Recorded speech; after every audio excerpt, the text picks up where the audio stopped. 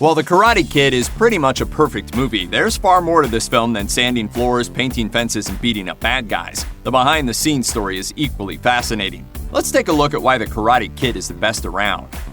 The saga of Daniel LaRusso and Mr. Miyagi all started when producer Jerry Weintraub saw a news story about a local kid who earned a black belt in karate to protect himself from a group of bullies.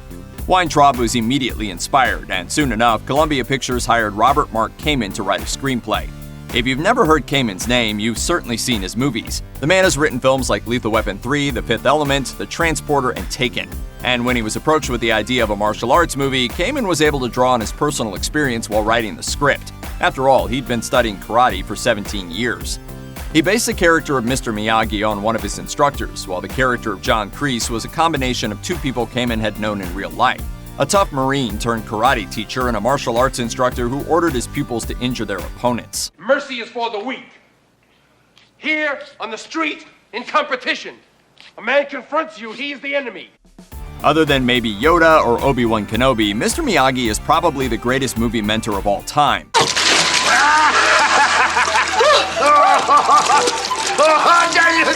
You always behind the ear! Pat Morita is perfect in the role, and his performance earned him an Oscar nod for Best Supporting Actor. However, back in the day, Morita wasn't such an obvious choice for the part of a martial arts master. He used to be a comedian, and before The Karate Kid, Morita was best known for playing the comical character of Arnold on Happy Days. So when director John G. Avildsen approached producer Jerry Weintraub with the idea of casting Morita as Miyagi, Weintraub wouldn't even consider it. He was adamant. He says, I don't want a comedian. I don't want a comic actor for this role. This is a heavyweight part. I want an actor. Weintraub wanted to go with legendary Japanese actor Toshiro Mifune, but Avildsen was convinced Morita was the right man for the job, so he went ahead and did a script reading with Morita and then surprised Weintraub with the audition tape. The producer was kind of impressed, although he required Morita to audition 5 more times before giving him the gig. But after passing his 5th and final test, Morita finally nabbed the role.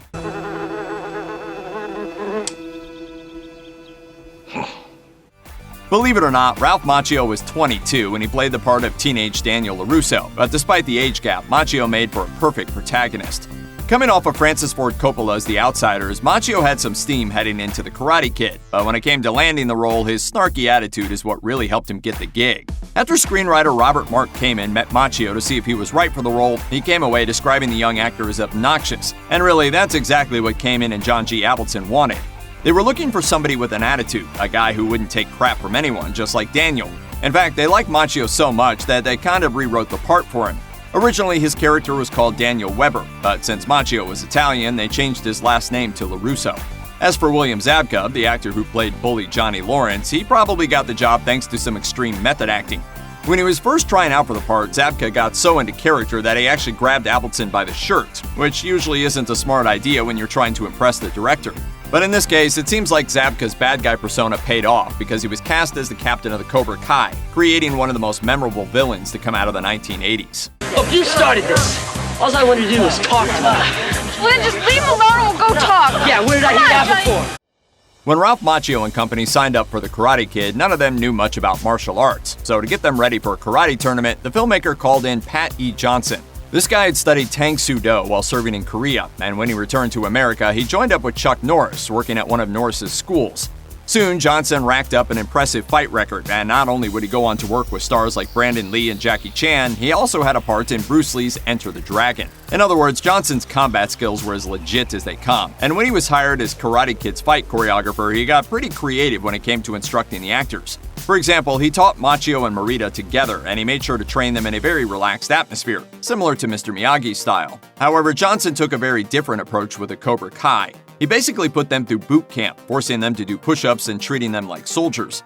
As for the actor who played Kreese, Johnson explained on a DVD special feature that he wanted the kids to view Martin Kove as an experienced black belt.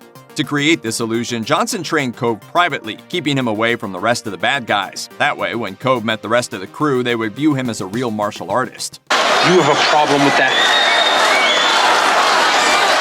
No, Sensei? Johnson's methods were pretty clever, but his work on The Karate Kid wasn't all just behind the scenes. The next time you watch the film, pay attention during the karate tournament, and you'll see the fight choreographer playing the part of the mustachioed referee. 1 point, LaRusso! You're dead. Hey! All right, Daniel! Hey! While Johnny Lawrence is the bad guy we all love to hate, John Kreese is the real villain of The Karate Kid. Kreese is a Vietnam vet who believes in striking first, striking hard, and showing no mercy. However, many Karate Kid fans have wondered what the movie would have been like if the Cobra Kai sensei had been played by Chuck Norris. After all, Norris was offered the part but turned it down, right? Yeah, I heard that too. Well, according to CBR.com, the Chuck Norris connection is nothing more than a myth. As it turns out, Norris was never offered the role, although if someone had asked him to play Kreese, Norris says he would have passed on the part. Why? Because he thought the character cast a bad light on karate. So while it's fun to imagine Walker Texas Ranger in the role, we can all agree that Martin Kove was the best choice. This is a karate dojo, not a knitting class. You don't come in my dojo and drop a challenge and leave, old man. While Pat Morita threw quite a few punches in The Karate Kid, he wasn't able to pull off every move required by the script. So when it came time for Mr. Miyagi to do something crazy, like jump off a chain link fence to give karate lessons to some bullies dressed as skeletons, Morita would step aside for a real-life martial artist named Fumio Demura. Demura was a regular on the cover of Black Belt magazine, and he performed in places like Las Vegas and Paris. Eventually, Demura befriended Chuck Norris, and it said the American recommended him for the part of Mr. Miyagi.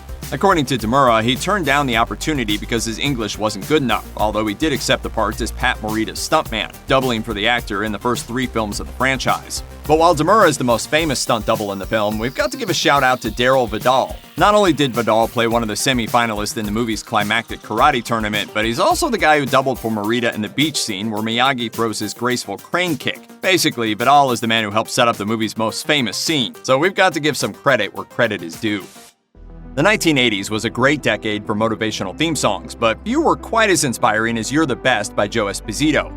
This blood-pumping anthem plays during the montage sequence of the Karate Kid's tournament scene as Daniel LaRusso hits and kicks his way toward the big showdown with Johnny Lawrence. The song is amazingly epic and over the top, but shockingly, in some alternate universe, there's a version of the Karate Kid that doesn't have it. As it turns out, Esposito, who would also contribute to Flashdance and Coming to America, originally wrote You're the Best for Rocky III. However, Sylvester Stallone decided to go with Survivor's Eye of the Tiger instead. Aha! Aha! Fortunately for film fans everywhere, director John G. Avildsen loved Esposito's song and incorporated it into his film, even though lines like "history repeats itself, try and you'll succeed" probably would have fit better in Stallone's film. So basically, Rocky's loss is our gain, and the song is one of the big reasons that we still love Esposito today. And being part of such an iconic film was incredibly rewarding for Esposito as well. As the singer once explained to Popdose, "I'm thrilled to have been a part of it. It gives me a little something back for all the years I've put in. Don't forget, I'm in Vegas singing in lounges, and sometimes it's a little discouraging. But when someone remembers what I've done from a movie, it makes me feel pretty good." It seems like every time a movie rakes in the big bucks, it doesn't take long before someone drags the filmmakers into court. Unfortunately, The Karate Kid is no exception. The trouble all started when a karate instructor named Bill DiClementi filed a lawsuit claiming the movie ripped off his nickname. DiClementi's moniker was indeed the Karate Kid, and he even named his school the Karate Kid Dojo. So when the movie came out, DiClementi assumed screenwriter Robert Mark Kamen had stolen his identity. However, a New York court just didn't see it that way.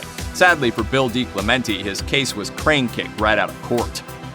When most people think of the Karate Kid, they remember Daniel's bizarre training regimen or his final confrontation with Johnny. But in between all the fighting, there are a couple of scenes that pack an emotional punch. For example, there's a moment when Daniel finds a drunken Mr. Miyagi wearing a soldier's uniform while singing a mournful song. What's that song you were singing there? Japanese blues. Kanpai. Daniel soon learns that his mentor fought for America during World War II, but despite his patriotism, his pregnant wife was tossed into an internment camp, where she died due to complications during birth. It's a touching moment, and one that was largely inspired by Pat Morita's own life.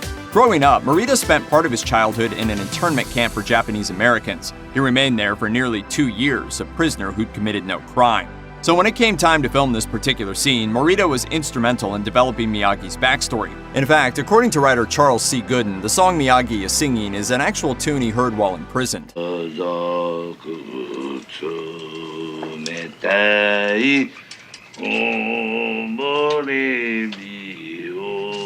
Amazingly, the studio initially wanted to cut it out, but Morita and John G. Avildsen stood their ground, and the director believes it was this scene that earned Morita his Oscar nod. Check out one of our newest videos right here. Plus, even more Looper videos about your favorite movies are coming soon. Subscribe to our YouTube channel and hit the bell so you don't miss a single one.